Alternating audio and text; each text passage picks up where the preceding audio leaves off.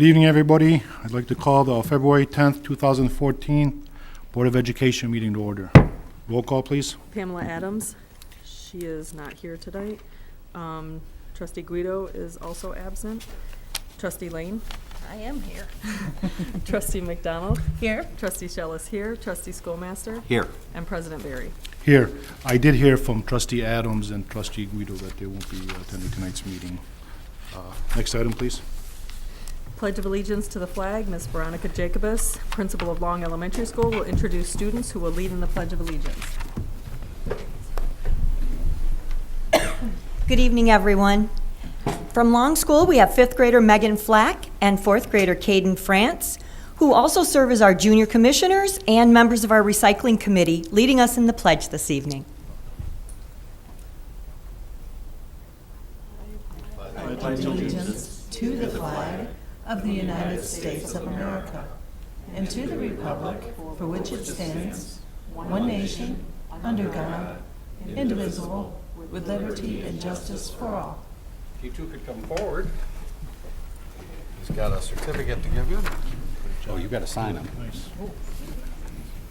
Congratulations. Thank you for being here. You both look very nice. Thank you for giving over your time.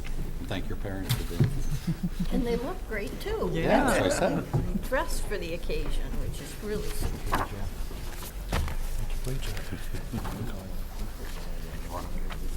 Thank you.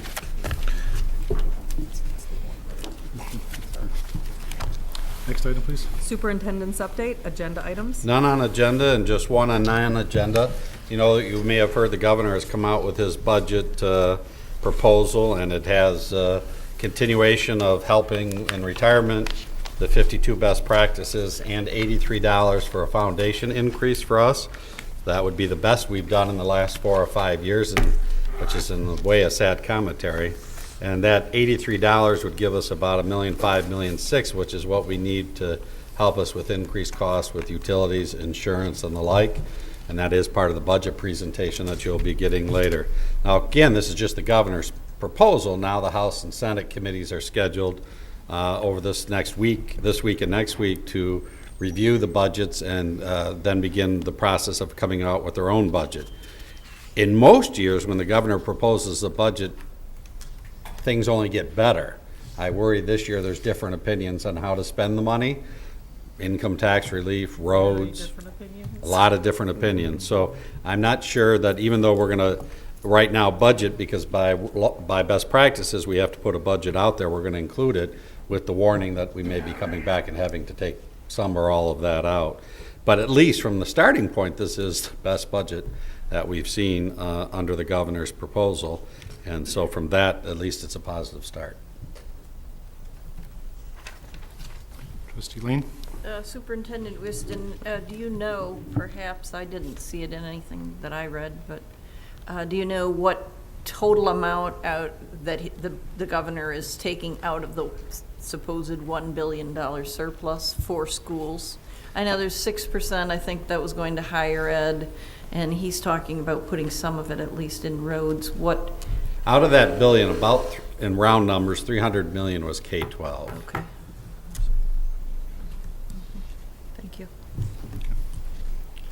Anything else? Nope. Okay. Next item, please. Citizen participation. Citizens wishing to address the board on an agenda and non-agenda items for action who are signed in by 7:10 by submitting a blue card to the secretary may speak at this time. I have no blue cards. Okay. Next item, please. Approval of minutes. Approval of the minutes of the following Dearborn Board of Education meetings. Special meeting, open grievance, January 27, 2014. Board report 1393. Regular P12 meeting, January 27, 2014. Board report 1394. Recommended action, make any necessary corrections, and move for approval of these minutes. So moved. Support. You have a motion support. Any corrections?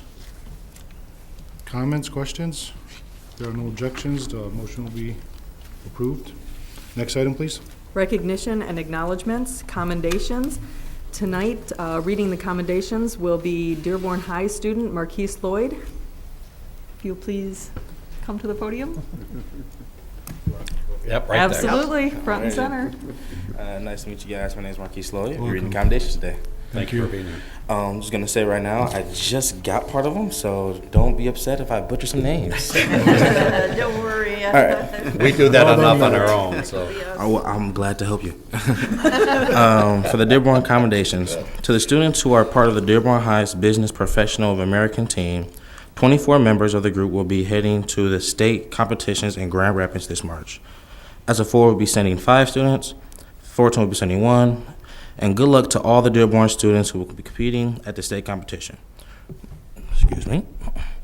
Congratulations to the Dearborn High senior Rasha Knafer, who has been awarded the Henry A. Sears Scholarship. This year's award was $5,000 and was given to a exemplary student who demonstrates leadership among his or her school's peers, determination and ability to achieve academically and ability to desire and live a life of high ethical standards.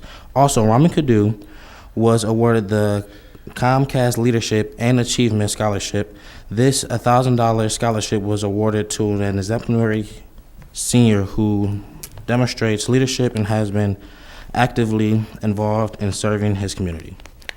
Dearborn Center for Math, Science, and Technology, DCMST. Congratulations to Dearborn High's DMST sophomore Elizabeth Roman, who won the grand prize at the DCMST Science Fair. Elizabeth will take home a $50 card for her project that describes how to generate electricity for schools using playground swings. Awesome. For Fortune's commendations. Commendation to the Fortune Key Club for their continued efforts to help out at General's Food Bank in Detroit. In addition to the group also made more blankets to donate to shelters and gifted Sergeant Ryan Sirkey with handmade soldier cards to give to our American heroes. Awesome. Commendations to Fortune student Jones Williams for being selected to be part of the Michigan Track and Field East Central Conference. Team who will be competing in the 2014 Down Under International Games in Australia. Jones was handpicked by a local Down Under scout. Only 16 Michigan athletes are selected for this international games. So that's pretty big. That's pretty nice. That is pretty nice. Congratulations. For Etzel's accommodations, congratulations to Etzel Forest High School for being awarded a $35,000 grant from Project Lead the Way to implant a PLTW engineering program. This grant was made possible by a generous donation from General Motors. Commendations for Etzel's Ford student Khalid Twala for being accepted to Harvard University. Khalil now joins several current and former Dearborn students attending Ivy League universities. Got one more for you guys. Maples. Commendations to Maples Arabic Music Ensemble, who performed at the 15th Annual World Sabbath at Hartford Memorial Baptist Church. They were one of the 25 groups to perform at this interfaith experience of music, dance, and prayer in an event seeking to build a world of tolerance, justice, faithfulness, and peace. That is all. Thank you. Great job. Thank you for being here to do that. We'll get this one next time. That was next time. Okay, Trustee Lane.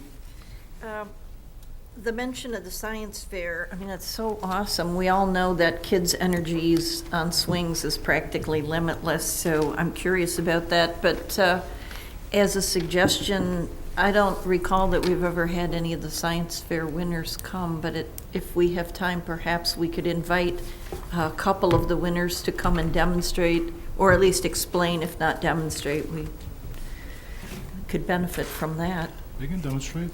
Yeah, well, if we set up swings, maybe they could. We could go on a We field can make trip. some space. Yeah. I we can do also that. have a couple I want to mention recognitions. I want to thank our grounds department, our custodians, engineers for the phenomenal job they've done in our parking lots, sidewalks around the schools. I know it was mentioned before, a meeting before, but driving around the last few days and seeing these employees on the weekends sometimes cleaning up there, they're just done a terrific job.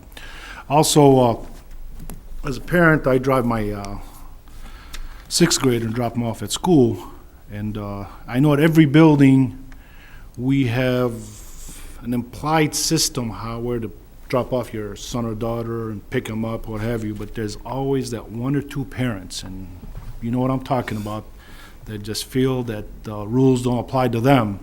At the McCullough units, I'd like to recognize the principal and her team, Hiyamo Kadre, taking charge of the situation. She actually sent out a letter letting parents know that we're keeping an eye on this.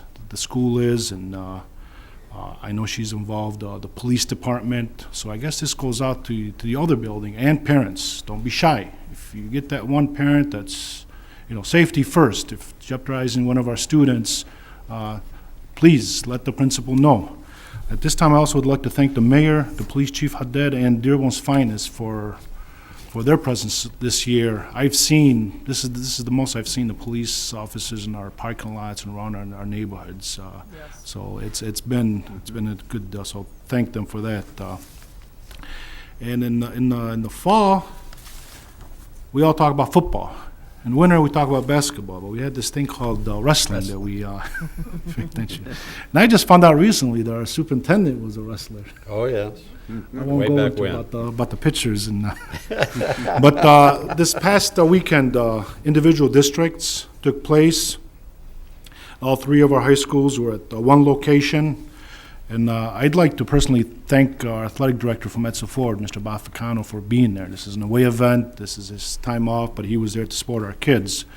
We had 6 wrestlers advance to the regionals, 2 from each high school. I'd like to give them some recognition right now. We have from Dearborn High School, senior Mehdi Al-Hassan took 3rd at 160. Junior Jamil Juma took 4th at 171. From Etzel Ford High School, we have a junior, Suhail Al-Madhaj, took 2nd at 125, and senior Julian Martel, I watched this match, he took 2nd at heavyweight. From Fortson High School, we have sophomore Abraham Ajami, who took 2nd at 119, and his brother, senior Hassan Ajami, took the gold at 130. Good luck. Congratulations to all 6 wrestlers, and good luck this weekend at the regionals. Also, we have Fortson High School's team, as a team, advanced to the regionals, which will be competing on Wednesday night. Good luck to everybody. That was supposed to be a rebuilding year, too, For all 3 high schools, it was supposed to be a rebuilding year, so to have 6, and hopefully all 6 make it to the state finals.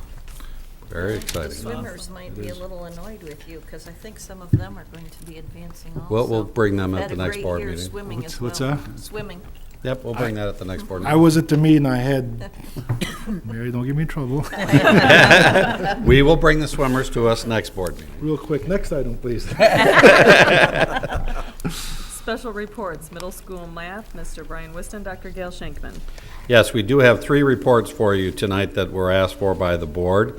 First one is middle school math, and invite Dr. Shankman and her team as they're walking up, our excellent math coordinators, to give us a presentation on that. I'm going to be very short and just introduce you to the coordinators, our district coordinators. Dr. Terry Fatel, a new grandma again. Yay. Miss Dana Addis, who is at Etzel Ford. Beth Dunleavy, our new middle school math coordinator. Terry's at Fordson. And Christine Rosberry from Dearborn High. Take it away, ladies. Welcome. Thank you, President Barry, board members, and Mr. Whiston for allowing us to come and update you on middle school math once again. First of all, we need to get this geared up, didn't we? Sorry about that. And everyone has one at your place. Yeah, we did put a color copy at your place. Because we didn't think it projected for you. Were we correct? So. Well, I still want yeah. the public to see it if we can. If not, we'll Yeah. deal with it. Okay. what we did is we chose to focus on our current 8th graders. And there are 1,425 of them who took multiple measures. So the multiple measures that we're looking at today, as you'll see, are the MEP, report card grades, STAR Math, and our district common unit assessments. And each of the 4 of us will speak to each one, but I'll start with the MEP. The MEP is a snapshot. It's like taking a Polaroid picture. It's at one point in time. And it's always given in the fall, taken in the fall. And it is testing the previous year's standards. So the data that you have here is actually our current 8th graders who took the test last fall on the 6th grade material, on 6th grade standards. And unfortunately, the scores that these students, the MEP that they just took this fall, the scores are still preliminary, they're embargoed, we're not allowed to share them, but they look good. So I can't wait for us to have the opportunity to share those with you, because it will align more closely, because it's taking a look at the 7th grade standards. Because right now, the first column is actually 6th grade, what they were tested on, 6th grade standards. So the MEP gives us grades, gives the students scores back as different levels, 4 levels: advanced, proficient, partially proficient, and basic. The MEP is a criterion referenced assessment, and as you know, feedback is delayed for the students. They don't receive immediate feedback because they're still waiting for their feedback and, for their results. And as a group, these 1,400 students received an average of 2.9, which is a low proficient score as a district. Okay, Christine? Got it? So the next column is the June 2013 report card grade. So this is the final grade for all of the content in 7th grade. And you can see that the average grade was a B-. Again, by some considered low proficient. A grade should measure what students know and are able to do, and this was, again, on the same 1,425 students. Grades, because we have 6 marking periods and students have checkpoints even within those marking periods on formative and summative assessments, grades are more continuous feedback for students. And as I said, they receive some formative assessment. We are here to own this data, and we are striving for continuity across our district, so that a student who knows and who earns an A, let's say at Bryant Middle School, what they know and are able to do, demonstrate, that same level of demonstration should happen when a student earns an A at Bryant, Laurie, Salina, Smith, Stout, Eunice, and Woodworth. And some of the things that we're talking about today are going to help you see the work that we're doing toward that. Okay, I'm going to talk about STAR Math, which is also a snapshot. Like Dana said, it's just at one point in time, but it's a little different because we take that snapshot minimum of 2 times a year. A lot of schools are doing it 3 times a year, and some even more. You can do STAR Math as many times as you would like, and we currently test at the beginning and the end of the year, but several of our middle schools also did a mid-year test already. They had their students set goals and do a mid-year test. But I think it's also the most confusing of the tests. It's our newest that we've been giving. STAR Math has only been a couple years in the district, and I think there's a lot of confusion. It comes on the report card grade, and I think a lot of parents are confused as to what STAR Math measures. STAR Math is a computer-generated test, and it's norm-referenced, which means that it compares students in relation to students across the country that are taking the same test. And the STAR Math that the 8th graders took, there are 27 computational questions, and they are computation only, and they are based at the 8th grade level. And when students take the test, the computer automatically either adjusts up or adjusts down depending on whether they get the question right or wrong. But if it's adjusting up, it's still 8th grade comment. If it's adjusting down, it's still 8th grade content. They're not adjusting up to the 11th grade level or down to the 2nd grade level. Every content question is still based on the 8th grade, but it places them where they are on this 8th grade content. So the entire test is 8th grade content. So when they get a score, what's happening, we have a lot of parents coming in saying, oh, my student scored an 11.2. Why aren't they in advanced math? Or what's going on? Why are they scoring so high? that doesn't mean they're working on 11th grade content. It means that they scored on this 8th grade test the way an 11th grade student in the second month of the year would score on that 8th grade test. That it's saying they really know their 8th grade content, they're able to move beyond that, but that it's not testing 10th grade, 11th grade material. The reverse is also true. If they score a 3.2, that does not mean that they're only capable of working at a 3rd grade second month level. It means they scored on this 8th grade test the way we would expect a 3rd grader to score on this 8th grade test. So even when it's saying they're scoring below grade level, it's saying they're not capable of handling the 8th grade work at the 8th grade level. It's not saying they can only do 3rd grade work, or they can't do 4th grade work or 5th grade work. They can. If they took a 5th grade test, they might score an 11.2, where on the 8th grade test, they're only scoring a 3.2. And I think that's a lot of confusion that we get into how that score is related, that people think it means my student is way, way above grade level and should be advanced, or my student is way below grade level. It's saying that's how they're understanding their 8th grade content. And as you can see, our 8th graders at the beginning of this fall took the test, and our average score was an 8.0, which is exactly where we would hope they would be computationally. But again, this only tests computation. It does not test critical reasoning. It does not test higher level thinking. It is truly just a computational test. But it's saying that our average kids in the Dearborn Public Schools were working this fall at grade level. Can I ask a quick question about that? Trustee Schillis? I know in other tests, students in the middle school are allowed to use calculators. Is this one of those tests? Not STAR Math, no. No. No, because it is computational. Right. Right, they are, right. Okay. If anything's computationally based, then no calculators. Okay. I have the photo album test because we give students common unit tests. There are 5 units from the Common Core state standards. The reason I'm saying it's more of a photo book kind of scenario is because there's a pre-test, there's a practice test which is used as a formative assessment, there's a test, and then if necessary, there's a test retake. And the reason why, well, first of all, these tests are criterion referenced. Also, the research shows that when you give students unit tests, they serve as a source of information for students and teachers. What you're supposed to do is follow these unit tests, which we do with our practice ones, with high quality corrective instruction, again, if necessary.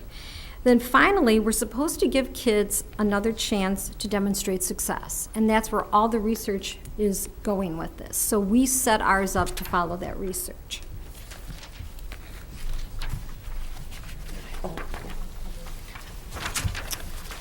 The next slide is we took all of these 1,425 students and we compared their grade to their MEP score and to their STAR Math score. We wanted to look at those high stakes criterion reference tests versus just looking at the common assessment. And we did find there was a slight correlation, but at this point there's really not much of a relationship. You can see that students who have A's and B's are more successful on the MEP, being proficient or advanced, and are more successful on the STAR Math test than students who receive C's and D's and E's. But we really didn't find a strong relationship between what their grade was and what these other more standardized tests were. So we wanted to show you a couple of examples. We've taken out the school and the student name, but of kids who had very close scale scores, but achieved a different proficiency level on the MEP test. So these first 2 slides are both students who earned an A in their math class as a cumulative grade for 7th grade. You can see that there were 2 questions that the student on my left answered. The student on my left answered 2 more questions correctly to achieve that proficient score. So they got 40 out of 60, and the other student who achieved a 3, partially proficient, 38 out of 40. What was interesting to us about this, Terry mentioned those domains in the Common Core. You can see that the state only tested officially 3 of the domains last year: number system, expressions and equations, and geometry. That connections piece is the application and extension of math understanding. So it would be where they put multiple concepts together with multiple steps. So those are the doozies of a story problem. We saw that the student who achieved a 2 did better on the algebraic thinking, which is the expressions and equations, but not as well on the geometry. So the way we've introduced in our curriculum, geometry has been real concrete. Dr. Fatel has written curriculum for the students. You'll see it up on the deck later, where it's very hands-on and it's concrete. And we noticed that when we looked at some of the students who didn't do as well, every student has mathematical strengths and weaknesses, and that's why we give these reports to our teachers. Looks a lot like the parent report, but the parent report is going to have a longer narrative about the proficiency levels and what to do. This is the report that the teacher gets, and they get this report for every student. You can see that there's more than a snapshot because they break down the domains to say where students are, and it helps in a classroom to really build on those strengths that a student has. We also noticed in these 2 examples that the student who got the 3 actually had a higher STAR math score this fall than the student who achieved the 2. So that's why, again, why we use multiple measures. The next slide are 2 students who achieved a C in their math class at the end of 7th grade last year. And sadly, each of these students didn't make the 2 or 1. They didn't make proficient or advanced. The one on the left got a 3, partially proficient. And the student on the right was a 4, a basic. So again, both were below grade level in the computation piece. The one who achieved the 3 did better on the connections, those multi-step, multi-concept, but had a strength on the algebraic, did better than the other student, a 13 out of 24 compared to a 12. Or I'm sorry, had a strength on the number system, achieved 1 more point. So we're asking, when we work with teachers in professional development, we're asking them to dig into this information and use it also to inform their classroom instruction. Okay, the reason why all 4 of us exist and are here is on a daily basis to increase student achievement in math, period. And research has shown that there are 4 things that need to be in place in order for that to happen. So we just want to give you a little update. A viable curriculum must be in place. We've worked really hard, and we have that at middle school now. We have it. And we're going to show you that in just a minute. Sustained professional development. We're very fortunate that we're able to do this with our teachers in small cohorts, schools working together, the sharing, the amount of ahas and rigor, and I mean, the teachers are really coming together. It's been great. Also, you need to have common assessments, and we do have that. We have district and building common unit assessments. Again, high level and so on. And here's what we're working on a daily basis. Teaching practices that have increased rigor in every single classroom. The teachers working together, Beth getting in all of their classrooms. Every day she's all over the place, in classrooms, modeling for teachers, making sure that the rigor is there and we're not babying. And so this is happening. All right, one of the things that we've been really working on is across the 7 middle schools is having common pacing. And that's been working really well. The hard part is the past couple of years, we've always had MEEP in the fall, and that makes our pacing a little difficult. But next year, the state testing is moving to the spring, so that's good.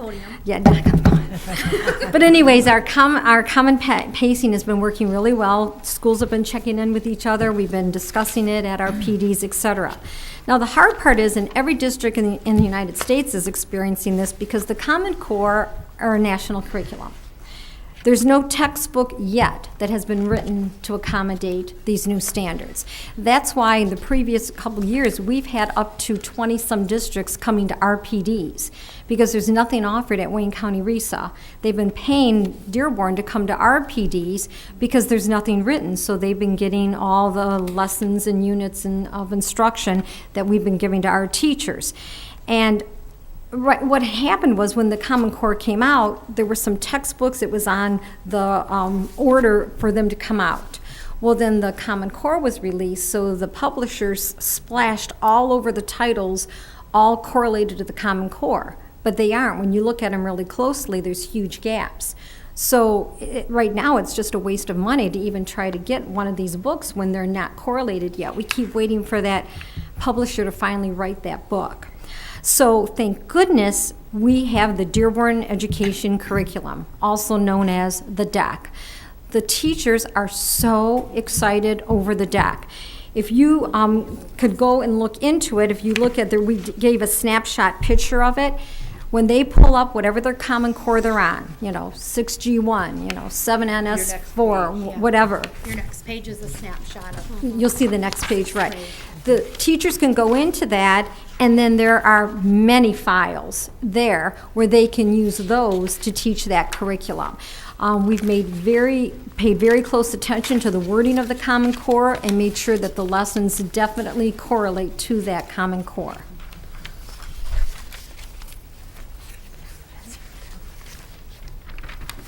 And we just wanted to point out that the middle school classroom that most of us grew up in and went to looked very much like what's on this next page.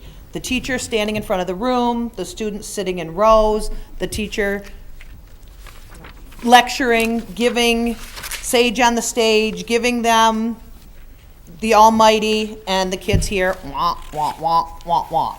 So that's what the classroom of the past looked like. The homework would have looked like just pages of the same problems over and over and over again. That's one of our other things that we really feel that kids may not have gotten the depth of understanding that we're seeing now in our current classrooms. And if you take a look at our current classrooms, this is an actual classroom in the Dearborn Public Schools. Students are in groups. The teacher is working with one small group. The teacher is able to access all the different groups, meet the students where they're at, help them with what they're working on.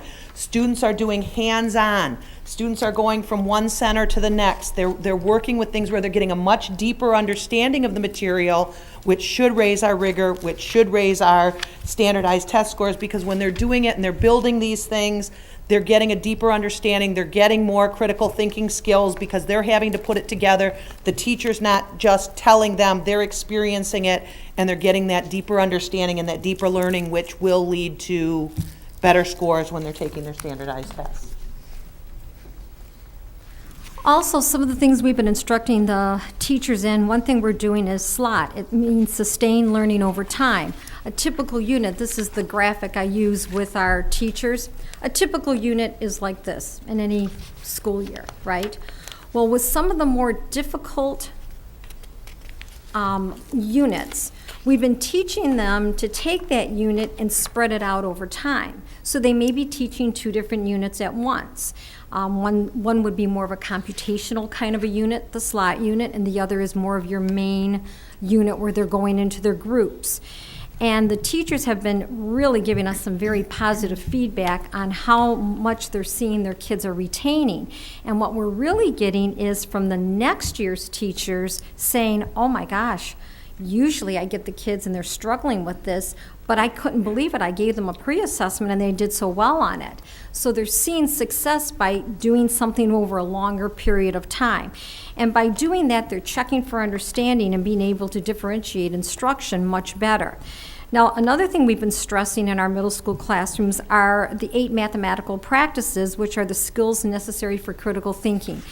When they released the Common Core State Standards, it wasn't just standards. They also released 8 mathematical practices.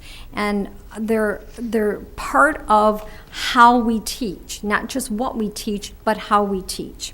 And then finally, with the active classrooms, we've been doing a math workshop model where there are 4 different learning styles. There's mastery, self-expressive, interpersonal, and understanding. And now when the teachers are setting up task rotations in their classrooms, it's just not enough to do mastery kinds of teaching. We want all 4 areas so we make a very well-rounded mathematical student. Regarding our common unit assessments at middle school, this year we have 2 district unit common assessments. But here's the extra added thing that we added this year. The state has proposed that some of the testing will be moving online. We've watched students take tests online and they go, give me an A, give me a B, give me a C, and they seem to just click away, like it's a game.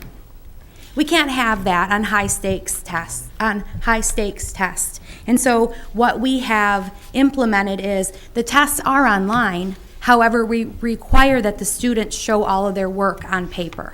So each each number has a space to do work, to show their work, and that is required to, be looked at by the teacher. So that we're forcing students to do the problem and not just click away, okay? Have And- both of those tests been given this year?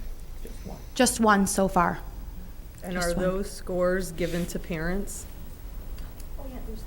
They would be, the teachers would be putting them in Class A, because they should just be. in My Star. Right.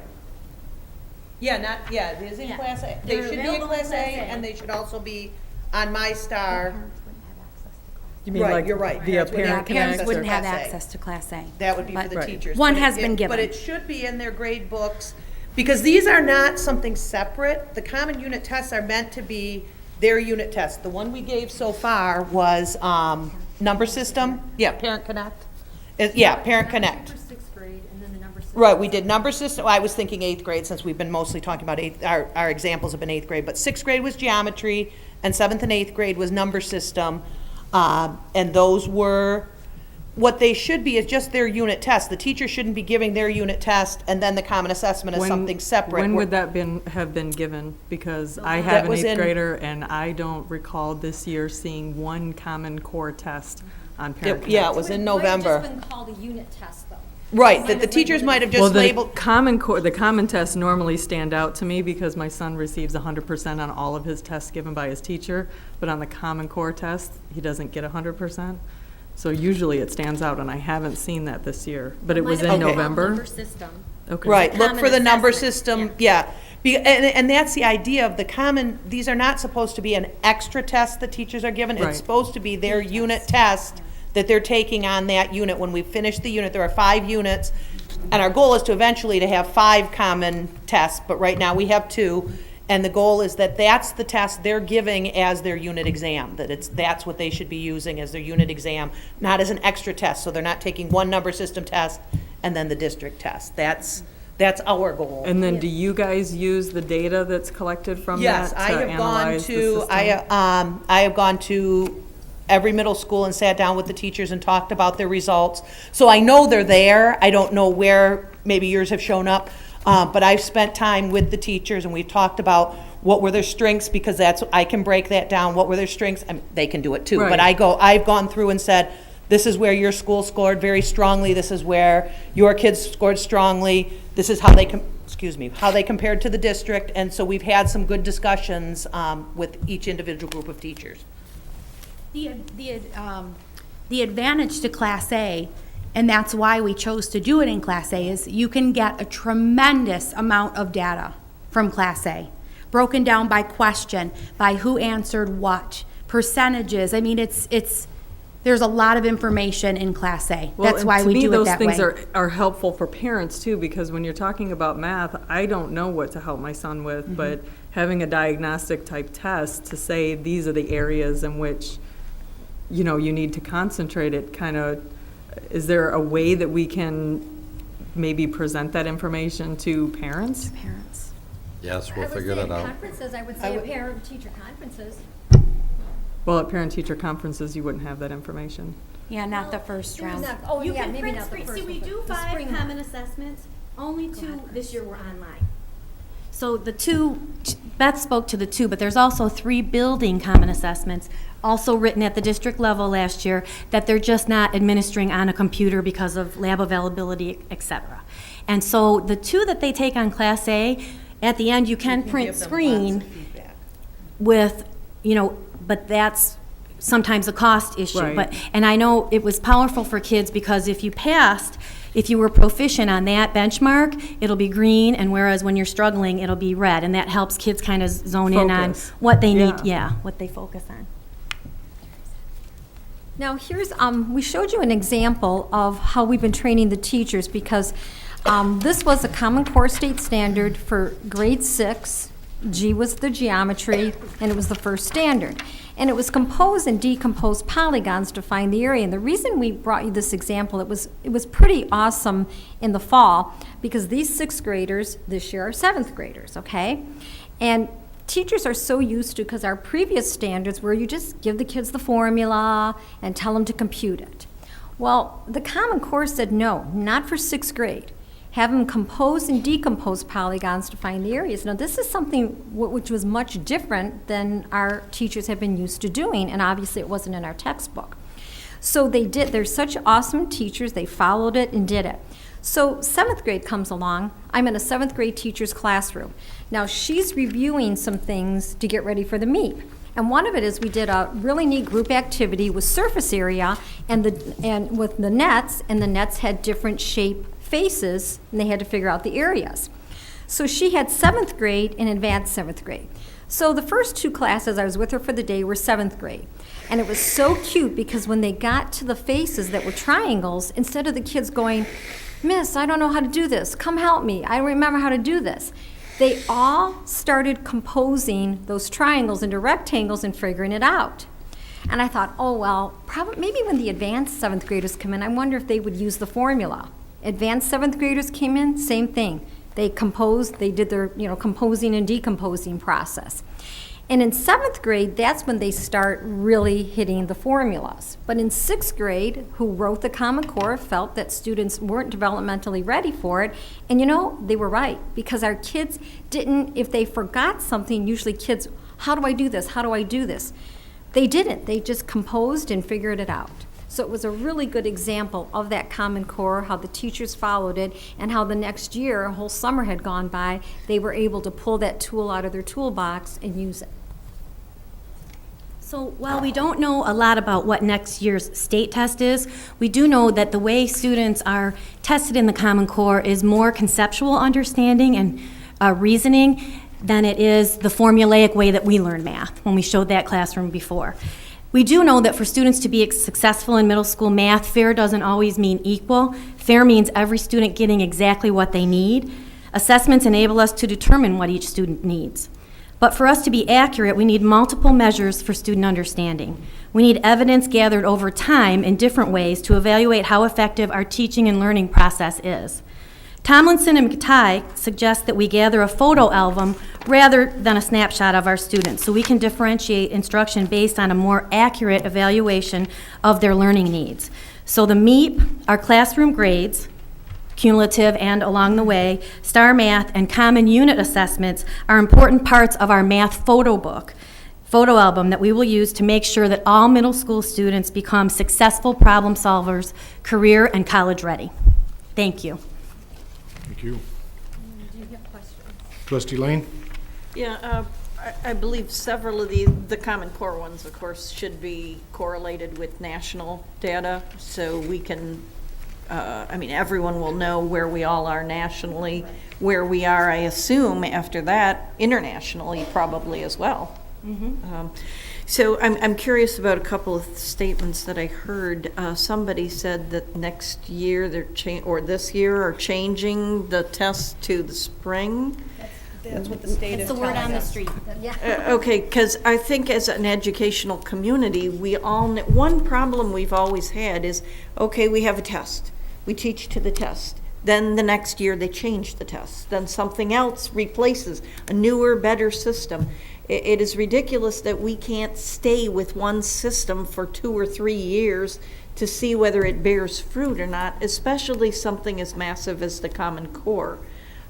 So I hope that we won't allow state legislatures to be jiggering around and now we're going to move it here, we're going to test this. And I don't think we allow them. well, no, as a community, we need to speak out if they constantly change the test. I agree with, but I thought you meant like us, that well, we yeah, wouldn't allow them to, we'll like make they a care rule what we that the think. state legislature has to follow. But no, as an educational community, we have to speak up when they're constantly changing the test. Wait and see. So I hope that they're not going to then in another year and a half tell us, okay, now we're doing the test in the fall, because that has gone on for years now, and it's ridiculous that we can't pick one time, pick one curriculum, and stay with it. Teachers will love hearing that. Because Good, that'd be good. Because we Yeah. have a new Thank you legislature so every much 2 to for 3 that. years. Yeah, and that's something else we should Causes work on. frustration. Yeah, it was the Well, whole- and we're really hoping that it stays in the spring, because then it's really a Well, reflection then of what it's you are doing. what You know, you when we're learned, testing them in the right. fall on the previous year's data, they've had the summer, they've had, now they've been with their teacher all year and they're going to take that test and it's really going to give us a better snapshot of what's going on. Another thing someone said is we don't know what next year's state test is going to be. They haven't decided. That just really pisses me off. Because, I just can't be more polite about that. Well, I could. I think you're going to get an FCC violation. Yeah, but I hope Eric's not going to beat me out. But, really, we should be, everybody's talking about transparency. We say we know what we want kids to learn. Okay, the teachers can teach that. Then there should be a test and we should know what we're going to test them on. This business of constantly changing it as if it's some kind of big secret. I mean, obviously we don't have the same question every year, but we know what areas we're going to test in. That is ridiculous if we don't know, because how can we teach? I mean, not that we're teaching to the test, but we need to know areas that we're teaching. And they should be able to tell us what we're going to have, so that everybody knows. You know, you have no idea. Yeah, right now we because could. it And just I mean, is all so the teachers would just bow at your feet for what you're saying. Oh, wow, They feel so frustrated over this. We all do. I had to go to Lansing in case the new Smarter Balance test doesn't go through the Senate and whatever. We had to make a contingency meet test. And so I was on that committee. I thought, can you believe that we have to make a Plan B test? And so teachers are feeling your pain, we're feeling your pain. It's very frustrating, and et cetera. How fortunate are we that Dr. Fatel gets invited to the state to be a part of this? And I can't stop.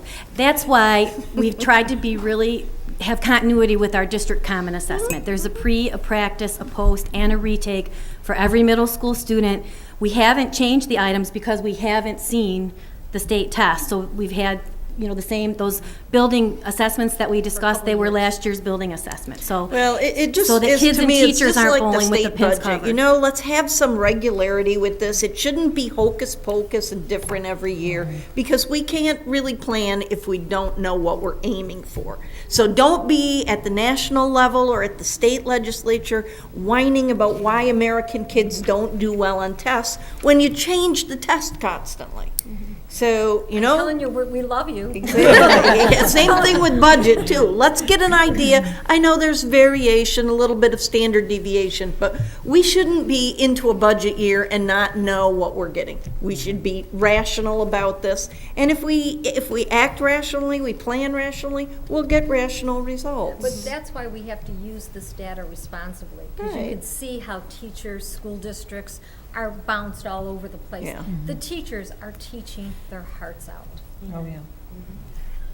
Just a quick comment. It's not surprising to me that Dearborn is once again looked to from other districts as a leader. In so many respects, they are, because there's really good work going on in our district. And I want to thank you all for being a part of it. Thank you. Thank you very much. Great report. Next report. Dearborn High Feeder Group update, Mr. Brian Whiston, Shannon Peterson. So this is our second report. We gave you an update on the Fortson Feeder Group, and now we'll give you an update on the Dearborn High, and coming in a few months will be the Etzel Ford update. But again, the goal of the feeder groups is to have conversations between the principals and staff to make sure we're aligning processes and practices so that as students go from one level to the next, they're building on that pace of knowledge. Well, good evening. I do have some help here. I'm not doing this alone. For moral support back in the audience, Mr. Boffman's back there, Mr. Dennison and Mrs. Smith, and Mr. Baydoun's back there. I have Mary Pizzamenti, who is DHS Literacy Coordinator, Ms. Rosberry, who is DHS Math Coordinator, and Mr. Martin from River Oaks. And they're just a sample. As you can see on the PowerPoint slide you have, that our representation includes staff from Smith, Stout, River Oaks, ASC. I've even continued to have Ms. McConaughey on there with ACE, Lindbergh, Howard, Hague, Bryant, And I do keep we get about 50 students at Dearborn High from Eunice, and I do keep Ms. Alcadre in the loop. She's welcome to join us, but most of her students go to Fortson. So our goals are obviously to improve student achievement. We want to make sure that every student's college and career ready, close the achievement gap, but learn from each other. If one school is having success, if our feeders are having success and they come to Bryant, I want to know what successes they've had so we can build on those successes and keep that conversation going through high school. So this year we kind of rejuvenated the committee. The first thing we did was share our school improvement strategies to see what things we had in common, share the achievement data on SRI, Star Math, and MEEP, and look for our strengths and weaknesses, share our successes and work to improve areas. Create a method for sharing student data. If a 5th grade teacher has figured out a student that's kind of struggling, give that information to the 6th grade teacher so that we're not starting from square one. And we do that with Dearborn High as well. We send them information ahead of time, and they come over and meet with us so that they have some information on the student that helps them hit the year running. And then obviously to collaborate and improve in all core areas. So the common school improvement strategies we found, obviously we have CAFE and Daily 5 through elementary and 6th grade. We have sustained silent reading across all the grade levels, including at the high school. Reader's Apprenticeship is a good follow to the CAFE and Daily 5, and that is at Bryant, all the middle schools actually, and the high schools. 6+1 and writing across the curriculum, we found that all of the feeders through Dearborn High were focusing on that. Language and content objectives and or learning targets, different jargon for very similar things that our teachers were focusing on. So at the beginning, the students know exactly what they're supposed to be able to do at the end of the hour and self-reflect, because we know that if a student knows where they're supposed to go and can actually articulate whether they need more time or more assistance, they'll get more out of their own learning. Marzano strategies, SIOP, we're all working on the subgroups and trying to figure those out.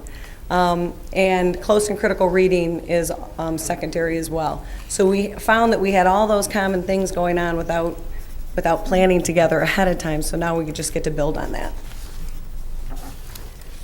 At our second meeting this year, we looked at the SRI scores. We have many students succeeding. We did even look to see the correlation between SRI and the Explore test. So 80% of the students at Bryant that had an SRI score of 1100, which is about 9th grade, met the benchmark in March when they took the Explore.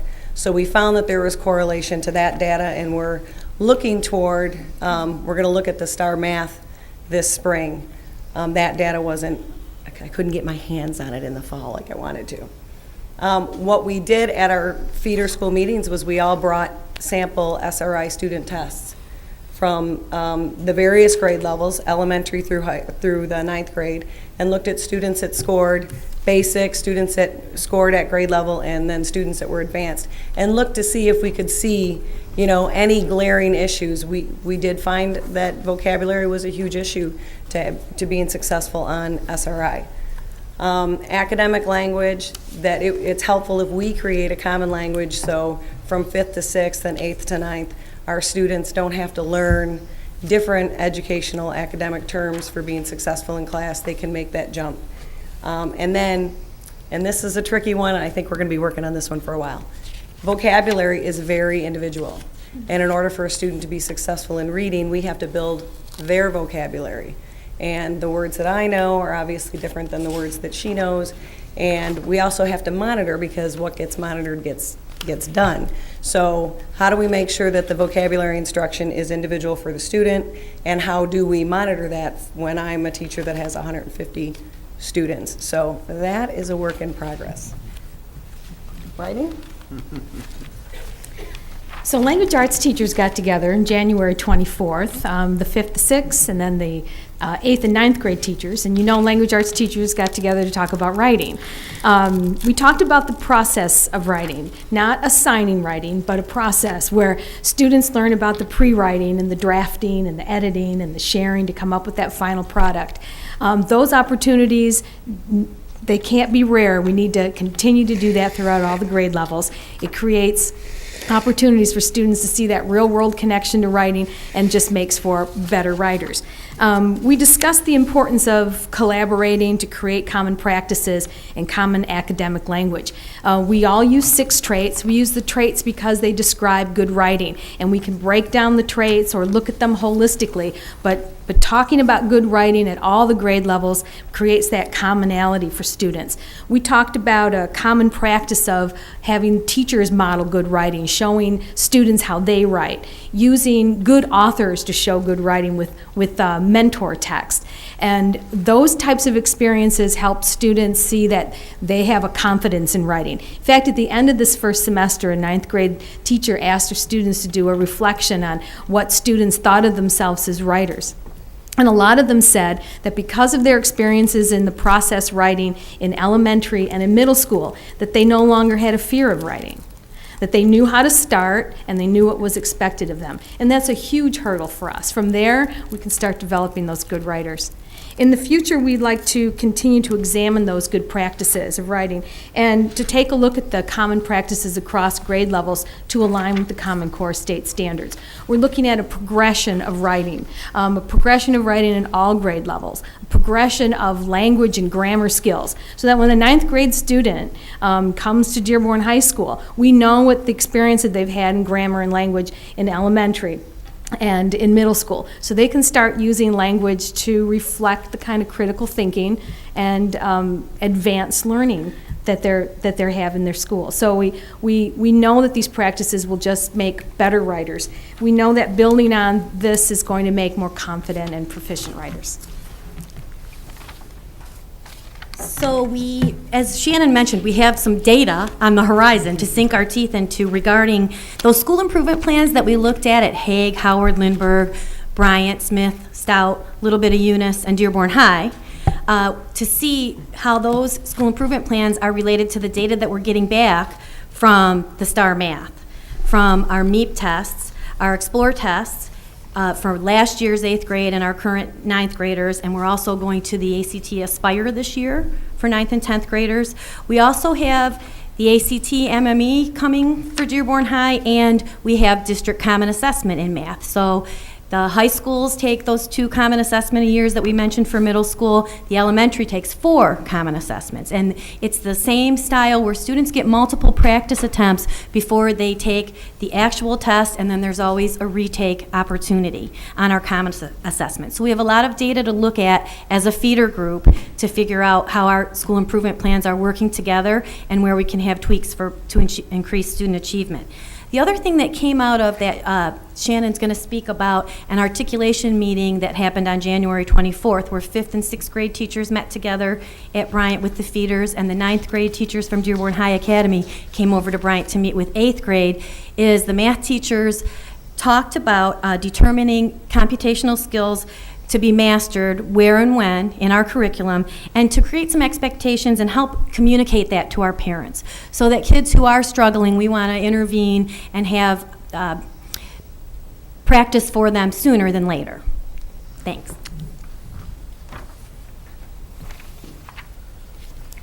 All right, so with all the great work that the principals and the coordinators were doing as well, we wanted to involve the teachers, and that brings us to the PD day that we had on January 24th. We sent a survey out to 5th and 6th grade teachers and the 8th and 9th grade teachers, asking what were their strengths of their students coming to their schools, what were their weaknesses, what were some of the students that they had identified as RTI or implemented that process, and what were their success stories on how those students now were doing as they transition from 5th grade to 6th grade and 8th grade to 9th grade. In the survey, there's some concerns that they came up with. Teachers were concerned about just the transition itself from 5th to 6th grade and then 8th to 9th. The 9th grade teachers were concerned with maturity and behavior expectations. And then teachers were concerned about the ability to use academic vocabulary and the organization and work ethic. So our first meeting was on January 24th. And I can speak for the 5th and 6th grade teachers that met. They loved that process. They got over the hurdle of thinking that it was going to be a firing squad as the 5th grade teachers, hearing what the 6th grade teachers were blaming them or not blaming them. You know, it was just a great experience for them, and they're wanting more of it. So the principal spoke at one of the general admin meetings when Mr. Whiston gave us time to meet with the feeders, and we decided that on January 24th, which was a building PD, that we would use an hour and a half of that time to get the 5, 6, and 8, 9 teachers together. And actually, the 7th grade Bryant teachers split up to go to, I didn't want everyone all in one group, so we divvied them up in between those 2 meetings. The 8th and 9th grade teachers met. It was a really, it was a rewarding process for me to sit back and listen to how the students are doing at Dearborn High. No surprises, really.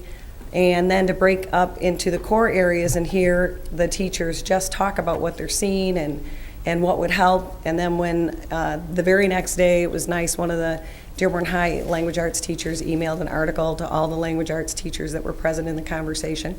So we've already seen some benefits to that process, and they would like to do that more. And then we were able to share some success stories for some students, as Mr.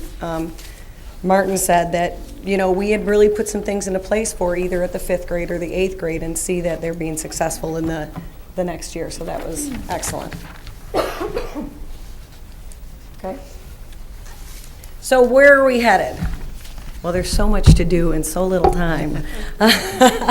Math data search, we still need to look at the 8th grade is taking the ACT Aspire in the spring. The 9th grade takes the Explorer, and the 10th grade takes the Plan. So we're hoping to kind of look at the MEP data, the STAR Math data, and that data to see, are there any predictors?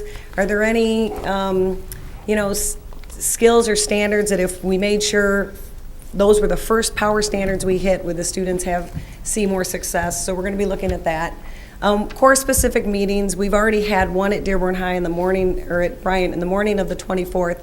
Mrs. Renko from Dearborn High came over and met with our science teachers, and then we're sharing that information with the other feeder middle schools that also go to Dearborn High. Our teachers really enjoyed seeing what type of writing they were expected to do in Dearborn High in science, and I've already seen some of those strategies and tools that Mrs. Renko shared used at Bryant. So it was a really nice, and they want more. They want her to come over more, so I have to talk to Mr. Boffman about that.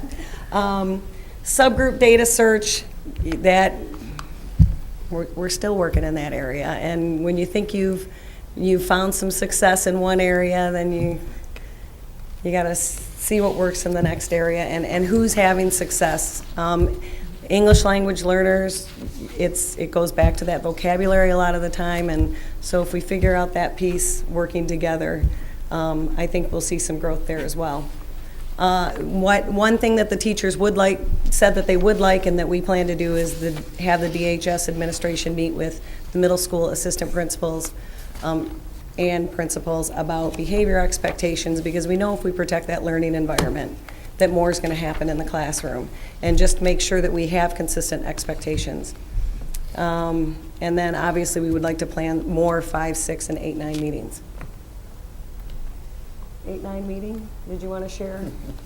Today at a staff meeting, I talked to the 9th grade language arts teachers who met, and they all said that they were very pleased to have the meeting with the 8th grade. No referee was required, and that they did start to share the materials. And you know, since the last time that we met and had a feeder school sharing, they're all new 9th grade language arts teachers. So the staffs did not know each other.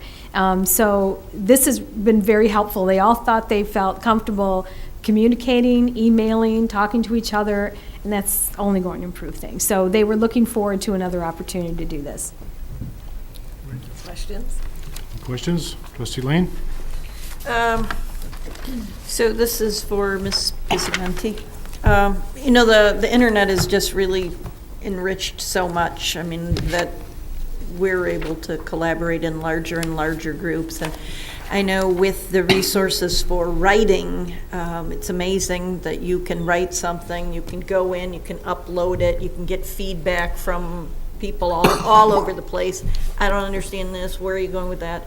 So I'm prompted to wonder, I recall, we have a newsletter here, and I recall in the past that periodically, we'd have, I know we have journalism and student newspapers at some schools, but I don't think at all schools.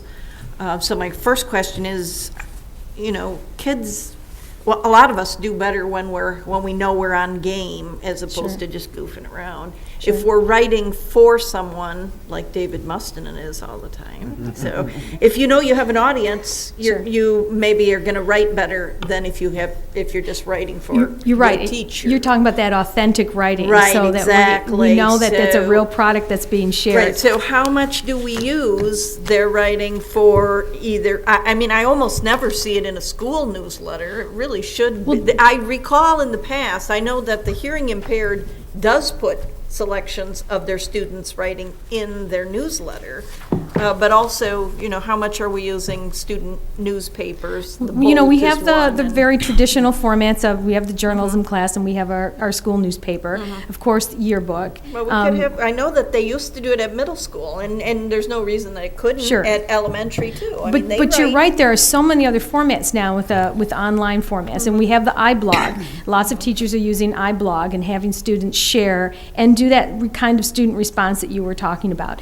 In fact, every day it feels like teachers are finding new opportunities to use this technology. With the sustained silent reading, students like to recommend the books that they read. And so with the help of our media specialist, Bruce Pantaleo, we now have an online version where students can write recommendations. They're checked by the teachers first, and then we put them online, so when a student's looking up what books are ninth graders reading, they can see the recommendations. And I think that's the authentic type of writing that you're talking about. And we talked about that, developing some online collaboration for aligning to Common Core state standards. One of those standards in writing is to share online. So it doesn't say how, so we can be very creative in how we do this. With the help of Chris Kenningberg and So we could put up like Troy a Patterson. district-wide blog there's- for students. Absolutely, there's all kinds of forums that we can use. I think when teachers become a little more comfortable with the technology, it's going to be a nice advantage for students. Any other questions? Okay, thank you very much. Next item, please. Update on transportation, Mr. Brian Liston, Dr. Glenn Maleko. Glenn is going to make a presentation on behalf of Ruth this evening. There were some questions from board members about, we're having a difficult time hiring bus drivers, so we just wanted to have a public report about some of the things we've done to try and to encourage the public who are listening to this, who would like to be a bus driver, to come apply. So with that, Glenn. Thank you very much, Mr. Whiston. Good evening, President Barry, members of the Board of Education. So I'm just going to give a brief update here, as Mr. Whiston mentioned, on our transportation recruitment. As mentioned, Ms. Bankhead was really the one that was directly involved in some of these activities, but we also had Mr. Cedarlin and then Steve Lynch from Transportation have been involved in some of the activities as well. Here I just listed for you some of the job fairs that we've participated in and some of the other recruitment activities, and I did have a copy for you on your table for each of the board members. We are also, as it shows here, using online methods to get information out and allow people to apply. Our Applicant Central HR employment website, according to Mr. Kennenberg, is the most heavily trafficked web page for the district. So they can apply online? Correct. Yep. We've done a lot of outreach with other organizations within the state. And, just to kind of tell you, there's the standards from the Department of Transportation are going to increase with some of the physical requirements, so that will create some issues, and you can no longer go to your own doctor, so that'll happen. Other districts will also be facing the same issues. And I've spoken at different county meetings, so it's not just us that are having trouble recruiting in this area, it's other school districts across the Tri-County area and the state for that matter. So we're not going to give up, though. We're going to continue to try and work and move forward. We did have, about a year and a half ago, we held our own Dearborn job fair, and so we're planning to put together some activities where maybe we'll go out to a local school and try to have some more recruitment occurring so that we can get a better pool of candidates for these positions. And here just gives you some facts on our staffing.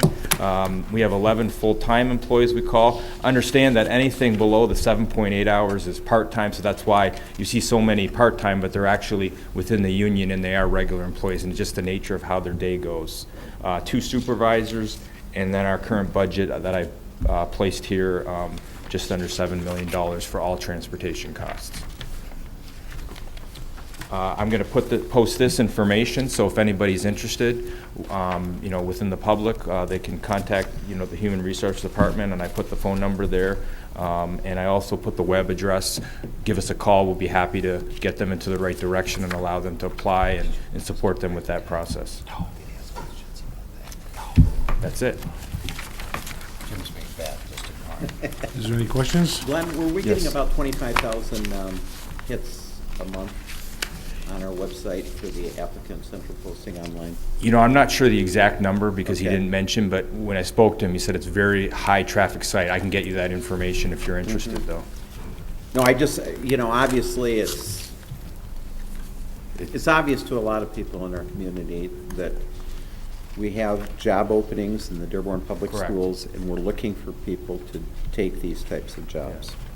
And I can tell you too, in all areas, not just transportation. That's correct. Some of our networking goes out to a lot of these state databases that it's cheaper for us and we're getting more information to the people that need it. So when you look at some of our administrative or other applications, we're getting a high number of applicants that are, applying for positions. So I think we are getting the information out there, and we are using, today's day and age of technology, infrastructure, people are used to and comfortable. And those that are not, that's why we say, give us a call in the Human Resource Department and we'll help walk you through and make sure that you can apply. So thank you, I appreciate the comment. Trustee Lane? So what's the problem? I mean, we have high unemployment, we have job openings. I can see one problem is 11 full-time employees, 64 part-time. Is the biggest problem the schedule? I know with the bus drivers, that is a difficult schedule. Because the way the schedule is, they're Right. working for several hours in the Right. morning, maybe Yeah. a few of them at lunchtime, and then most of them come back for the afternoon. So it's just a weird schedule. It used to fit real well when people, had Sure. that schedule, but it's a difficult schedule, and But that's my presumption. Is that in fact the biggest problem? I think that is one of the issues. Other issues are, there's more rigorous testing and things that they need to go through in order to get licensed. That's part of it as well. If you look at, everybody, even though there's unemployment, along with those two factors, taking, wage reductions across, not only for us, but across the state. And I've spoken to other superintendents in other districts, like I said, and they've had trouble even with some of the contract companies with getting, enough workers. So, it's an issue I think that, maybe the state's gonna have to address at some point, but we're gonna continue to do what we can here in this district to recruit applicants. A surprising thing is, when we sent out the bond, I think that Dearborn's unemployment is only 6.6%, which is almost half of Wayne County's. And so Dearborn's unemployment is not as significant a problem in the city of Dearborn as one might think. Interesting. Trustee McDonald? I know it concerns myself as well as other board members that we do spend transportation funds or budget funds to purchase outside sources to cover the bus drivers that we do not have to, correct. What is the percentage approximately of the money that we spend of the budget on outside? I believe Transportation it's approximately $1 million for the Outside services. outside services. Out of the Okay. 7 million. Out of the And that's 7 out of within the 7. budget, but that's included in that figure that I showed you, the million. So the $6,900,000, that 1 million is a part of that Okay. amount. Is that going to be reduced in light of the number of buses that we're purchasing and the like? It's not the number of buses, it's the number of bus drivers. Okay, I know, but we're purchasing many, many buses and whatever, and so we're getting no financial savings as a result of that purchase. Is that No, we're correct? just replacing buses that are 14 years old, so we're Okay. saving money because we're not having to pay as much in Yeah, my question repair. would be, for maintenance would we be able to use those would we be able to hire our own people and be able to The save issue money? is not a shortage of buses. We have plenty of buses.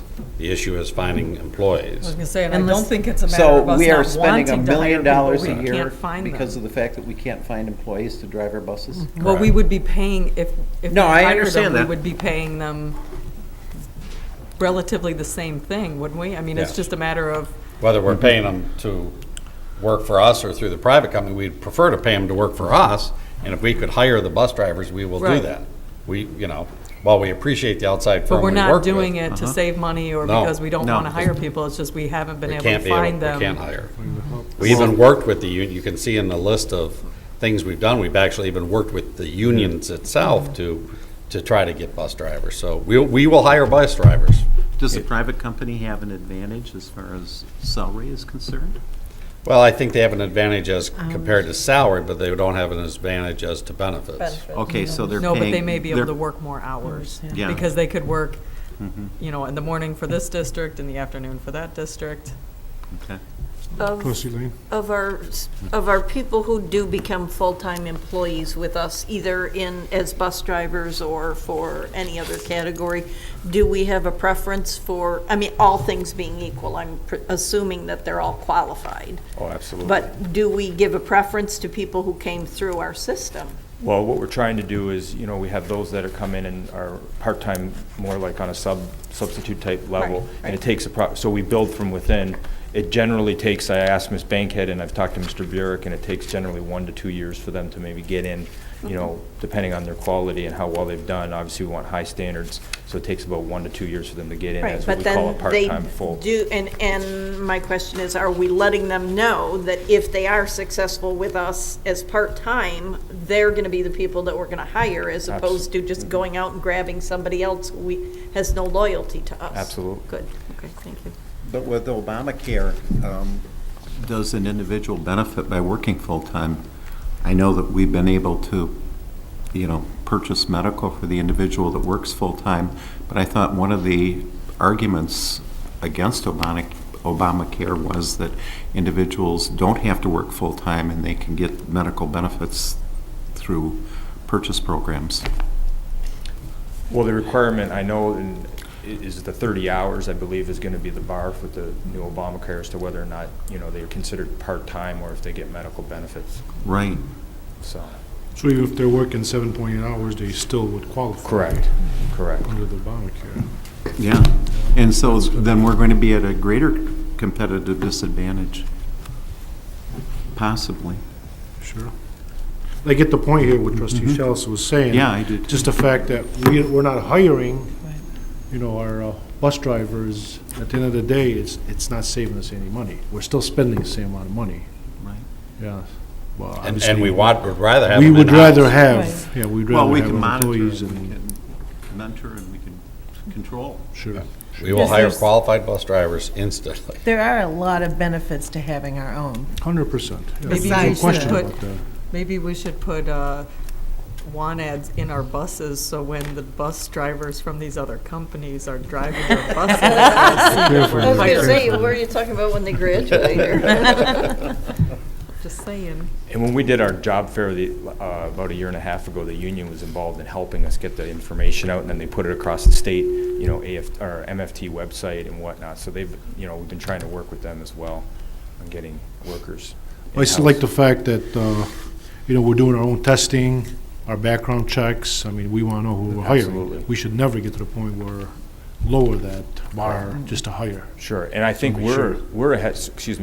We're ahead of some districts with our fingerprinting system because we have our own system that we control and we get the results right away. Now, some of the changes from the state are that a lot of these contracts can't do the fingerprinting, so we're going to have to do that, and we're working with the county on developing a system. So they've complicated it a little bit for us, but because we have our own system, it is safer and we control that information. Sure. Most districts don't have their own system. They operate within. Any other questions? Thank you very much. Thank you. Dr. Leko. Next item, please. Madam Secretary. Special consideration of an action item. Are there any agenda items on this agenda which board members or the superintendent wish to discuss and vote on separately? We have to pull number 12. Right. The supplement. Are there any others?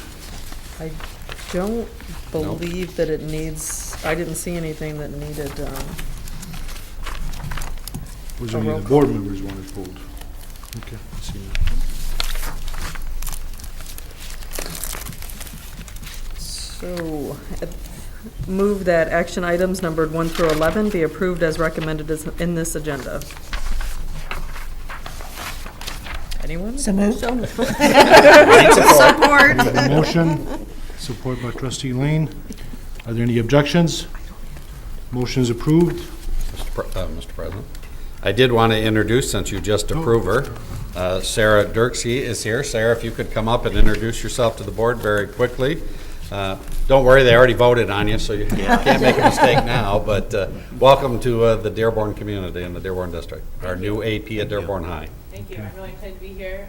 My name is Sarah, and it looks like I'll be finishing up my current position right now, which is at Gull Lake on the end of the month, and then I'll be starting here at Dearborn the 1st of March, so the first week of March, which I'm really excited about. So I've had a chance to be assistant principal role for 3 years now, and so this is kind of my fourth year, and I'll be finishing that up here at Dearborn, which couldn't be happier about. So thank you. Thank you. Welcome aboard.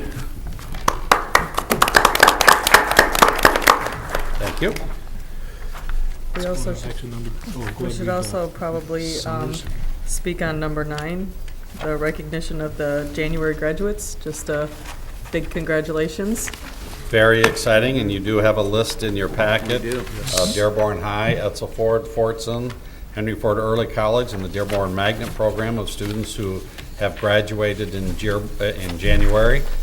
So it's very exciting for these students to have reached this part in their life, so it's exciting. First Congratulations. graduates of 2014. That's right. Oh, summary. I have it here. I have it. I just covered it up with all these reports we had today. Good reports. Yes.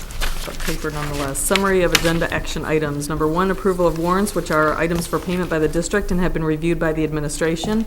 Number 2, approval of E-rate filing for local access and long-distance phone service. Number 3, approval of the purchase of buses. 4 through 6, approval of non-instructional and instructional personnel, items for P12. Number 7, approval of financial statement. Number 8, approval of reinstatement of Fordson High School student. Number 9, approval of recognition of January graduates. Number 10, approval of adoption of the first budget revisions for 2013-2014.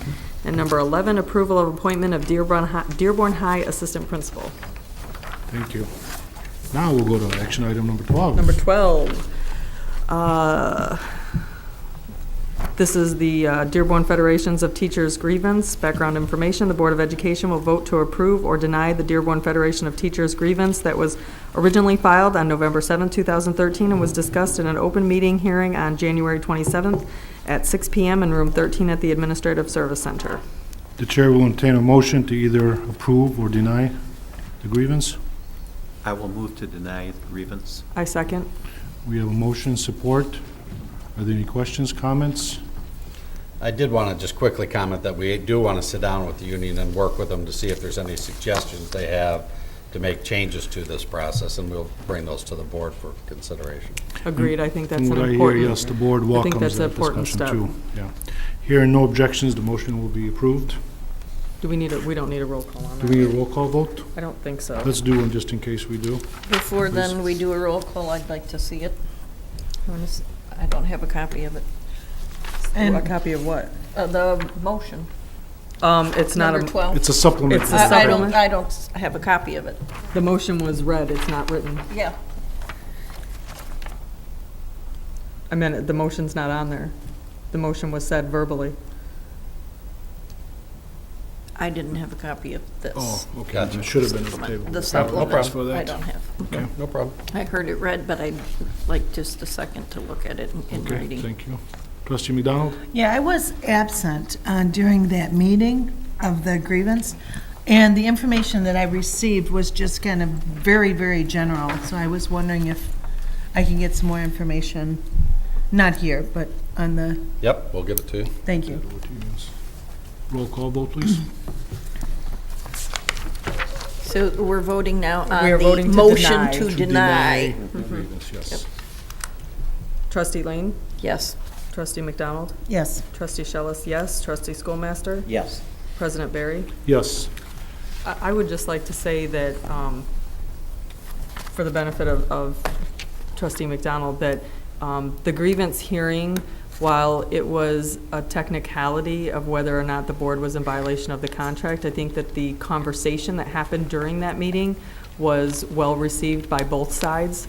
And I think that there, while as a board we chose to not remove the policy, I think that the board welcomes the involvement of the DFT in perhaps tweaking the policy, and I think that it seemed to me as if the union was in favor of that as well. So hopefully, while we are denying the grievance, we are opening the door to conversation, and that in the end it will be a stronger process. Sure. Trustee Lane?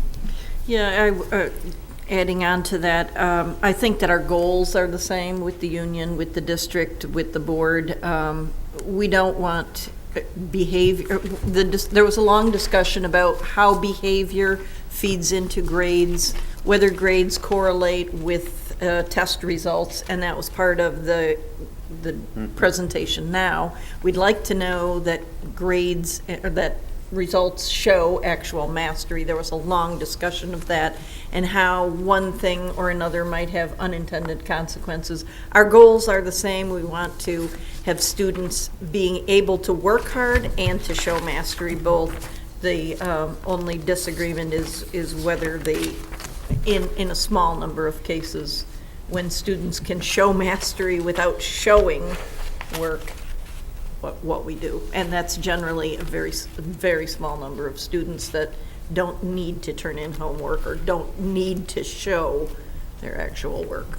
I want to thank you for the clarification, because I'm aware of the background information, but when I wasn't there for the meeting, I wasn't sure how both sides, what their view were and how much common ground we had. Last year, Trustee McDonald, when we discussed this, we went that direction knowing that discussion is going to continue. Right. We welcomed it. And I wanted the discussion to continue. I just Sure. didn't know how much that I had missed. It was very positive. Good. Yes, thank you. Next item, please. Discussion item, first review budget 2014-15. Yes, 2014-15. Yes. Board report 13101. So as part of the best Sam is a practices magician. requirements from the state, we need to post a draft 14-15 budget. But the So- legislature doesn't have to. Correct. And they're not going to Just tell a us how much we clarification. have to spend for months. But with that said, I want to make it very clear that this document will change as new information or updated information comes in. Obviously, this document will change. So And with it's that also said- not the best practices that were last year. Right. Well, good evening again, and that was a great segue. So thank you, Superintendent Whiston, and good evening, Board President Barry, trustees, and again, Superintendent Whiston. I'm going to briefly discuss with you the very brief and very high-level 2014-2015 general fund budget estimates. And going to the second page, actually, or the second slide, if you will, we can see that the enrollment figures I have kept steady from this year's actuals year over year to 2014-15 budget, since we are so far out. I'm going to be conservative, at least this is my opinion of being conservative, because each of the last few years we've actually grown in enrollment by approximately 1% per year. However, again, I'm going to take a conservative stance at this particular juncture and say even on enrollment. That being said, the next page discusses revenue. And obviously, it goes in hand with your enrollment, but what's been said recently by the governor, specifically last week in his address to the state, in his budget, basically synopsis, he had estimated that districts throughout the state of Michigan will be receiving anywhere state aid, or at least on the medium side, I should say, on the state aid per pupil. We're going to estimate that $83 that he had mentioned per pupil, which is a little bit less than a 1% increase from where we're currently at. Again, these are estimates for next year, and this could very well change, especially since he's getting a little bit of dissension amongst his other Republican, he being the governor, obviously, amongst his Republican Party for basically tax cuts and road funding that may or may not come to fruition. So this could very well change, as Superintendent Whiston has mentioned. The next page goes into the expenditures. So that, going back, one step, that revenue that we're estimating for next year equates to approximately $1.6 million of incremental revenue. The expenses that we see, though, on the general fund side do primarily offset that prospective revenue. And it breaks down as follows. We have approximately $700,000 of health insurance subsidies to all of our employee groups due to the fact that we've in the last few years seen here in Dearborn schools, and we've seen across many industries, specifically an increase in healthcare costs. We obviously, partner with all of our union groups, and so we want to help in those cost increases if possible. So therefore, we are very preliminary putting aside $700,000 to offset some of those cost increases for healthcare. Okay. In addition to that, we're looking at obviously our last bond issue prior to 2014, back in I believe it was 2001. And we haven't updated our video equipment across the district since that time. So therefore, we have received quotes for the whole district, and in particular also looking to expand our video production actually at Dearborn High School. For the new production equipment across the board, we're looking at approximately $310,000 of additional costs. And so I baked that in there for next year as well. Furthermore, we have general fund expenses of maintenance trucks. Specifically, when I speak of trucks, $200,000 does seem a little bit over the top. However, I'm speaking of trucks that are F-250, F-350, and that actually have attachments for moving snow and basically general maintenance. We have 2 to 3 trucks right now in the district with very high miles, as we haven't purchased these trucks since our last bond issue. And so the life of the trucks, as many of you are aware, are probably between 10 and 11 years, and that's on the very high end. So we do need to replace several of these trucks, and we feel that this would be a good opportunity, and we really do desperately need at least 2 trucks plus an additional truck for our actual plumbing contractors internally, our own employees who actually have their own trucks going from all the buildings. So really it's for 3 to 4 trucks, quite frankly, for this $200,000. Furthermore, there's another $150,000 that we're allocating for prospective improvements to the schools for the buildings. This is funds that we can't use from the bond. These are general maintenance and actually basically things such as mechanical equipment that we can't use bond proceeds for. An example is, the Hague gym floor, and that's just one simple example. But we are figuring that $150,000 should basically get some of these things that can't be covered by these bond proceeds. And finally, another $150,000 for Title I resource teachers and Title III expenses that are currently being paid by those funds that will unfortunately have to be paid for by the general fund next year. So that being said, that equates to approximately $1.5 million of expenses and additional expenses, almost entirely offsetting the 1.6 that we have of projected revenue. The next page shows that detailed breakdown as that I just referred to, and just breaking it down into the functional categories of both revenue and expenses. And so as you see here, we do have a positive fund balance of $100,000 added to our current fund balance. So we do see an increase, which is great. But again, this is very preliminary, as I've stated. Some watch points. Obviously, we're constantly keeping our ear on what's going on in Lansing, as we have to. 93% of our funding comes from state funds. So we're very keen on what they have to say and the decisions that they make at the state level, obviously. So we'll also be spending a lot of our time monitoring our own spending within the district and our purchasing as well, as normal. And obviously the reform proposals that are put forth. Are there any questions? Yes. It was my understanding that when Comcast was granted a monopoly, they were to provide us with some monies for video equipment and things They of that do. nature? They have a foundation that does provide each year funding for How much upgrades and is- changes. But they don't have a monopoly anymore. Pardon me? They don't have a monopoly anymore. No, but we still No, I know, work with but- Oh, okay. Comcast on this. How much do we get from We'd them? have to, David, do you know, or we can find out? They don't provide, They help us update some equipment and the like. no, they don't provide us with anything. It's their initial fund when they initially got the franchise way back in the 80s. That fund there is the fund that provides us with some funding for our equipment at Dearborn High, to help with Dearborn High's funding. They provide us with some basic equipment to help us get the signal from here to their head end.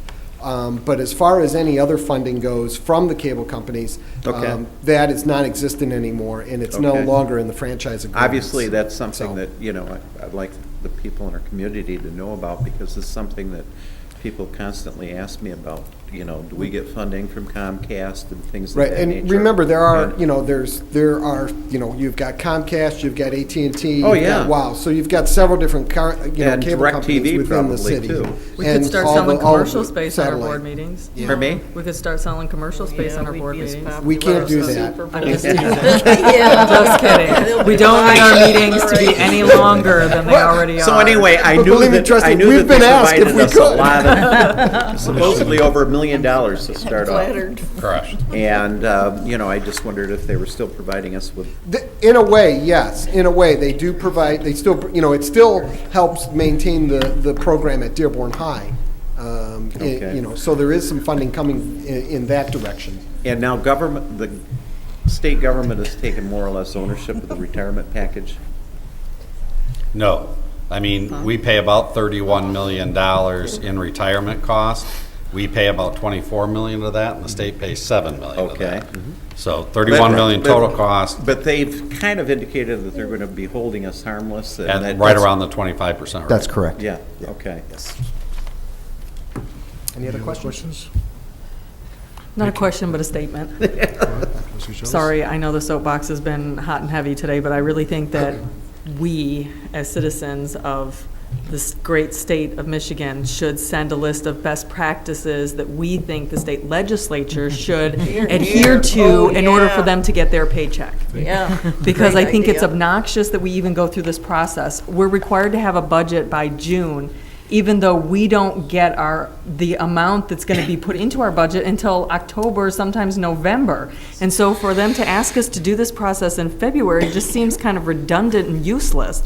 I mean, it's great that we have this template that we can put together, but is it really meaningful if we don't have any numbers to plug into it? And But it just, historically, she's right. it just seems like it's just jump, jump, jump, jump. Let's see how many times we can get them to jump for a couple bucks. And while I'm willing to jump for whatever money we can get, I just want to offensive. register my disdain for this whole process. And I just want to quickly add on to that, a lot of the things they say are best practices are political. Oh, Yeah. you They're not took the best words practices. right out of my mouth. It's just it's a soapbox stance of let's see what we can get them to do. Right. Yeah, exactly. And it's offensive. Sorry. Agreed. And it really doesn't. Trying to be it politically doesn't correct. advance education No, it in doesn't. the state. It's too bad. Thank you. Thank you. Next item, please. Acknowledgement of correspondence. At the last meeting, I should have mentioned that we did receive a letter from Ernie Oz addressing early start, and there was a response to him by Superintendent Brian Whiston. So I want to acknowledge that. We did receive, or should have received, this should be at the table, a letter from the mayor asking for a meeting to discuss possibly the district moving in with the new building, the new Dearborn Service Center Administration Building. I will talk to all my colleagues, and I will set up an appointment and just meet with the mayor, and I'll give back some feedback. Also received a thank you note from Miss Kathleen McBroom, thanking us for recognizing her at the last meeting, and she turns this and gives credit to her team. I'm sure the team helped, but every team needs a great leader, so thank her for all her work done. Is there anything else? Trustee Schellis? I also received a telephone call from a city council member asking about the same information that the mayor has asked us about. And I told him that I would, share that information. But it was my understanding that prior to us going out to our bond, we did have a discussion about whether or not we wanted to go into this joint venture. And it seems that it's being portrayed as if we haven't had this conversation before. But I think that, maybe it's important for them to have their next steps for us to clarify whether or not we are interested in looking at this. But I was under the impression that we as a board had decided that we weren't interested. We did have that discussion last year, and you are correct to think that way. I think this is started at not the last council meeting, the one before, and I did view the last council meeting last night. There was a discussion. There was one of the residents saying that it should be just a common sense decision, like it was an easy decision for us. Everything we're dealing with, and that's the last thing we're thinking about right now, is moving around, spending extra money that we don't have. Well, I think but there's... just out of respect for the yes, mayor, oh, absolutely. I would like And just for the viewing audience, I believe that there is benefit to looking at ways that we can do cost-saving ventures.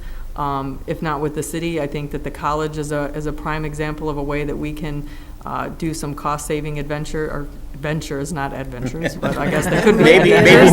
Maybe both.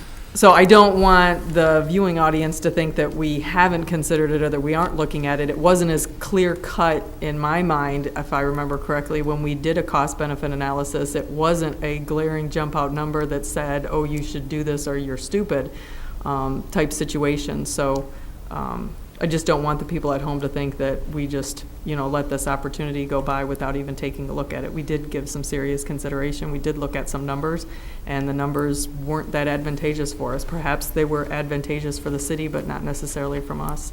And while we do have the majority of the same tax base, our tax base isn't the same as the city of Dearborn. The school district does not just encompass the city of Dearborn, but also includes a section of Dearborn Heights. And so we need to take those taxpayers into consideration too when we're spending money. So it's not apples to apples, so to speak. Sure.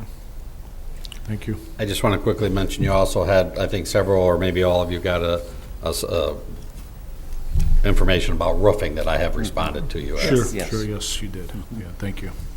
Anything else? Next item, please. Board of Education Business, Board Member Committee and Organization Reports. Prior to this meeting, we did have a Finance Committee meeting, and generally, all the information that was presented tonight by Mr. Barner was the information that we covered in that meeting, with the exception of a discussion on different types of firms and how they handle bond investments, that type of thing. It was just a discussion that we had, trying to clarify what different firms offer, and other than that, it was the same information covered tonight by Mr. Barner. Okay, thank you. No other reports. Next item, please. Board Member Commentary. I think we've had a Mary, lot of I that did get tonight. myself in trouble. I did get myself in trouble trying to send some love out to our wrestlers. My phone was going crazy. I thought maybe it was a fire in my house or something, so I looked at a text message. I did receive a text message from one of the athletic directors. I guess all three, I stand corrected, all three athletic directors were there. Jeff Del Judas from Fortson High School, and Jeff Conway from Dearborn High School. No I good must deed have goes just unpunished. missed it. Yeah, I was there a lot of for a people good there. 3.5 Unpunished. hours. They must have been there before. All they said was thank you, Bob Picano, right? Yeah, it's a positive. Anything else? Any other comments? Next item, please. Request for information and/or future agenda items. I got several during the meeting that we'll be following up with you on. Yes, Real quick, we have in the past, I know that myself and other board members have requested information on students that are reinstated, and generally, we're supposed to get information twice a year. I think we may be behind in that. I don't remember seeing it Yep, we'll get recently. you. That's fine. So, thank you. Yep. Thank you. Preferably before the readmission. Oh, Well, I this is think what you're students talking that about are is kids who already- were yeah. reinstated by the board Yeah. committee and how they're doing. And How they're doing. successful, Oh, Just, okay, all not right. successful there. Right. But we, same on the other one, too. Same, Yeah. Next item, please. Superintendent's report, personal commentary.